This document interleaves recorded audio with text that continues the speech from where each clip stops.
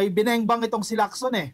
Si Lacson actually, isa sa pinakamatinong senador. Hindi ko alam sa inyo ka-coffee, no? Pero isa ito sa pinakagusto kong senador kasi alam niya yung ginagawa ng isang senador at alam niya kung ano yung dapat gawin ng isang senador at hindi dapat. At direkta, si Bato de la Rosa dito, oo. Kung ikukumpara mo si Lacson kay Bato de la Rosa, napakalayo ng agwat nila. Si Lacson, alam niya yung ginagawa niya bilang isang senador o bilang isang magiging senador. Si Bato de la Rosa, ilang taon na siya dyan? 6 na taon na siya dyan? Hanggang ngayon, hindi pa rin malinaw sa kanya yung dapat na ginagawa ng isang senador. O, sabul. O ngayon, sagutin yan. Parang wala pa tayong naririnig na sagot ha. Di Bato de la Rosa dito sa sinasabi ni Lacson. Na ikaw, senator judge ka, paano magmomosyon ka na i-dismiss yung impeachment case ni Sara Duterte ngayong isa kang senador? Isa kang senator judge. Senator judge. Saan ka nakakita ng kaso ha? Ikaw ay judge, ikaw yung magmomosyon na i-dismiss yung kaso na yan. Diba? Nakakatawan lang yan. Parang ganyan nangyari sa ICC, Galawang Duterte. Ganyan ginawa nila eh, di ba? Pinag-i-inhibit nila ang isang judge. Yung sa ICC, pinag-i-inhibit nila, actually, dalawa yung judge. Huwag daw sila duminig doon sa kaso kasi bias daw yan. Sabi ng defense team ni Digong. Anyway, pare-parehas kayo dyan. Sa ICC, dito sa Pilipinas, ang kampo ni Digong, isa ng ginagawa ninyo. Oh. Calling the attention of Bato de la Rosa, oh. Galing kay Lacson yan, ha? Sagutin mo ngayon si Lacson, parehas kayo naging hepe ng Philippine National Police. O sino mas magaling sa inyo? Magpagalingan na lang kayo. Ito ang sinabi ni Lacson. Senator judge who moves to dismiss impeachment case invites ridicule. Sa pulo, sakit niyang ka-coffee. Gusto mong maging katatawanan ka sa ginawa mo. Diba? Judge ka, senator judge ka, nag-motion ka na i-dismiss itong impeachment case. Gusto mo pagtawanan ka ng taong bayan, senador ka, pagtatawanan ka. Saan ka nakakita niyan? Senador ka, tapos di mo alam yung ginagawa mo? To, mamaliitin ka, bakit ganyan naman mag-isip si Bato? Bakit ang babaw naman ni Bato? Diba? A senator judge who makes a motion to dismiss an impeachment case will invite public ridicule. Senator Panfilo Lacson said. Ayun na, yun ang nangyayari. Isa na tayo dyan. Katawa-tawa. Nakakaawa itong ginagawa ni Bato de la Rosa, pero ang masaklap kasi may mga DDS pa rin na suportado siya.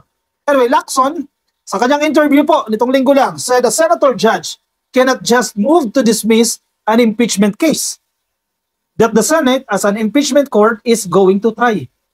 Ang sino mang senator judge, example si Bato, ginawa na kasi ni Bato eh, nag-move na si Bato dyan. Si Bato, si Bongo, sino ba yan? Kung sino mga senator, 20th Congress senator, 19th Congress, sige, tapos na yan. O sa 20th Congress, kung sino man yung senador na mag-motion, Amy Marcos, halimbawa, na i-dismiss yung kaso ni Sara Duterte, eh nakakatawa ka. Dahil ikaw po ay senator judge na.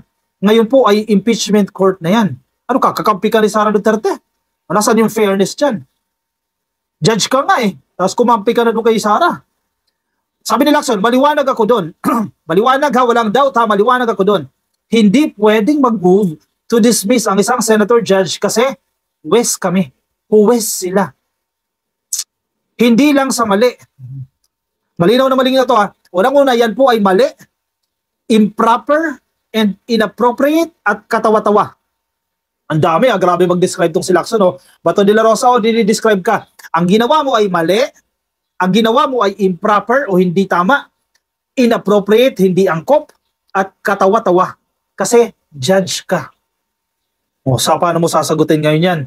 Out of curious mind na naman yan, sasabihin niya. Ay nako, yan po sinabi ni Lacson sa kanyang interview sa DZBB. Saan ka nakakita sa court, yung judge na nasa ibabaw, nakaupo siya, doon siya may hawak ng gavel, o yung pang gano'n, diba? I now dismiss the case. Chich. Siya ang pupukpuk. Tapos, sasabihin ng judge, I move to dismiss. Talaga nga naman, nakakatawa talaga. Magaling mag-describe itong si Lacson. No, para ma-visualize ninyo. Ikaw ay nakaupo ka doon sa taas. Diba? May hawak ka ng gavel.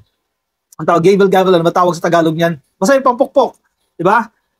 Silence in the court, yung ginaganon, pinupukpok, no? Tapos sasabihin mo, I move to dismiss. Judge ka, tapos I move to dismiss, kung di ka pa naman Talaga nga naman, oh. Tapos siya din ang pupukpok, I move to dismiss. the impeachment case. And I agree to the motion. Tit. Oh, diba? Nakakatawa, di ba? Hindi ko alam kung na-visualize ni ba ito yan. This case is dismissed. I move to dismiss. Tapos, this case is dismissed. Tit. Nakakatawa talaga. Hindi mo alam talaga kung anong pumasok sa kukote nito mga senador na to. It was Senator Ronald Bato de la Rosa. Yan, pinangalanan ka na sa balitang ito. It was Senator Ronald Bato de la Rosa who moved to dismiss the impeachment case against Vice President Sara Duterte. Among others, the alleged misuse of 625 million pesos in confidential and intelligence funds. Napakalaking halaga niyan. Nagwinaldas ng kanyang opisina, ang Office of the Vice President. Ganoon din po ang Department of Education nung siya po ikalihim dyan sa DepEd. Di ba? Nakakatawa. Malinaw na nga yung pinaggagawa nyo eh. Malinaw na yung pinaggagawa ni Sara. May mga testigo, may mga umamin na sinusuhulan sila ni Sara. Saan ka nakakita? 125 million pesos winaldas in just 11 days. Saan ka nakakita niyan? Tapos gusto mo, wag nang dinggin yan. Diyan sa Senado. I-dismiss na lang, Bato de la Rosa. I-dismiss mo na lang. Ganon na lang kadali yan. I-dismiss na lang yan. Ito, isa pa ito si Roque. Unconstitutional daw. Sinasabi naman ni Roque kasi vina-violate daw nito yung 1-year ban rule. Kasi hindi na raw pwede sampahan ng impeachment case ng higit sa isa sa loob ng isang taon. Bakit? Kailan ba siya sinampahan? Talaga nga naman tumato. De la Rosa, who made the motion to dismiss before the Senate ended in its session for the 90th Congress, the Senate then convened into an impeachment court to discuss De la Rosa's motion. At alam nyo na yung naging decision dyan, Ka-Coffee, na binalik po ng Senado yung term nila na remand, binalik po nila yan sa House of Representatives dahil may kinakailangan silang certification. Now, sinihingi din nila sa bagong Congress ng House of Representatives, ibig sabihin ng 20th Congress, ng intent na gusto pa nilang ipagpatuloy yung kaso na yan. Malinaw naman na gusto kong ipagpatuloy yan. In fact, yung mga prosecutors, ready na idiin itong si Sara Duterte, pag-usapan yung kaso na yan, mabulatlat itong mga ebidensya at makulong. Actually, this will lead to criminal case kasi wala namang criminal case dito, no? This will lead eventually, no, to criminal case. Pero ang hinihintay lang natin dito ay conviction or acquittal. Once convicted, matatanggal si Sara Duterte sa kanyang posisyon at ang parusa, hindi na siya makakatakbo o makakahawak ng kahit na anong posisyon sa gobyerno. Sa madaling sabi, yung kanyang pangarap maging presidente, pagsapit ng 2028, hindi na po yan mangyayari once na makonvict siya dito sa impeachment case na yan. Pagdating naman sa acquittal, business as usual pa rin. Diba? Magagawa niya pa rin yung pwede niyang gawin at tatakbo siya sa 2028. Yan na yan. Yan dalawa lang pinagpipilian natin dyan. For now, Lacson said he is inclined to follow the Philippine Constitution and proceed with the impeachment trial. Yan naman kasi malinaw naman yan. Tayo hindi tayo abogado eh. Kinakailangan talagang mag-proceed yung impeachment case na yan.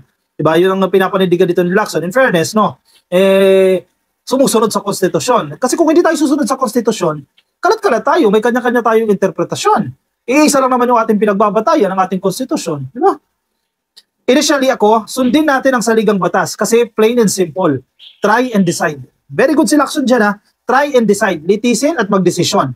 Yan ang malinaw sa ating konstitusyon. Try and decide. Hindi yung remand. Sa akin ito na pananaw ha, sabi ni Lacson. Plain and simple. Try and decide. Yan po yung kanyang opinion. Senator Risa Ontiveros also echoed Lacson's view, saying that as senator judges, it is their duty to conduct a trial. So bakit gustong-gusto nyong wag nang umusad dyan trial na yan? Amy Marcos, Bato de la Rosa, bakit ayaw nyong umusad dyan impeachment trial na yan? Dahil magkakalabasan ng mga ebidensya. Masisira si Sara Duterte once na binuksan yung mga envelope na yan, yung mga ebidensya na yan. Pinagdebatehan na po namin. We even debated on that. It is to conduct a trial forthwith. At para makaboto kami eventually na convict ba, acquit ba, kailangan naming madinig ang mga ebidensya sa bawat articles of impeachment. Malinaw na malinaw yan. Yan po ang sinasabi ni Risa Ontiveros. Kailangan naming matingnan at mapakinggan ang bawat witness sa bawat article. Due process requires it. Sabi ni Ontiveros. Correct. Paano ka nga naman magdidesisyon? Ikaw na senador ka, Bato de la Rosa, paano ka magdidesisyon sa isang kaso nang hindi mo naririnig both sides? Paano ka pa naging senator judge? Diba? Ang ginagawa nyo kasi ngayon, gusto nyo, actually, nagdesisyon na sila, i-dismiss na natin yan, without listening, without hearing itong mga witnesses without looking or seeing, scrutinizing the pieces of evidence gathered by the prosecution. Diba? Simple lang yun eh. Gusto mo dismiss dahil kakampi mo siya, dahil yung loyalty mo sa mga Duterte, dismiss na agad yan. Ano yun? Papatawa ka. So hindi yan patas. Whether sa prosecution, whether sa impeached official, higit sa lahat sa ating publiko. Correct. In short ba to, yung ginagawa mo, hindi patas sa publiko. The Constitution says there should be a trial. We can't just be throwing it away. There is a violation of the Constitution if we don't go on it. Sabi naman po ni Senator Raffy Tulfo. Sir Erwin Tulfo ito sa kanyang press con. Yan po yung kanyang sinasabi. O buti pa yan. Sir Erwin Tulfo, nasa tamang pag-iisip. Kahit na noon supporter ni Duterte yan, pero nagiging patas siya dyan. Malinaw na malinaw, kailangan natin tingin yan. Sabi ni Erwin Tulfo, makikita mo lang yon pieces of evidence kung mag-umpisa na yung trial. Kung wala naman, I'd be the first to say, why don't we just dismiss this? Sabi ni Erwin, correct. Malinaw na malinaw yan. The people have the right to know if it's true or not. Yun yung hinahanap nila. Is this true or not? Sabi po ni Erwin Tulfo. Di ba, hindi mahirap ba to? Kung malinis talaga si Sara Duterte, kung wala siyang tinatago, wala siyang ginawang masama, harap siya dyan sa trial. At ba to, hindi mo kinakailangan pigilan na ubusan yung trial na yan. Kung confident ka na kaya ni Sara with her 16 lawyers na ipagtanggol ang kanyang sarili. Di ba? Very clear.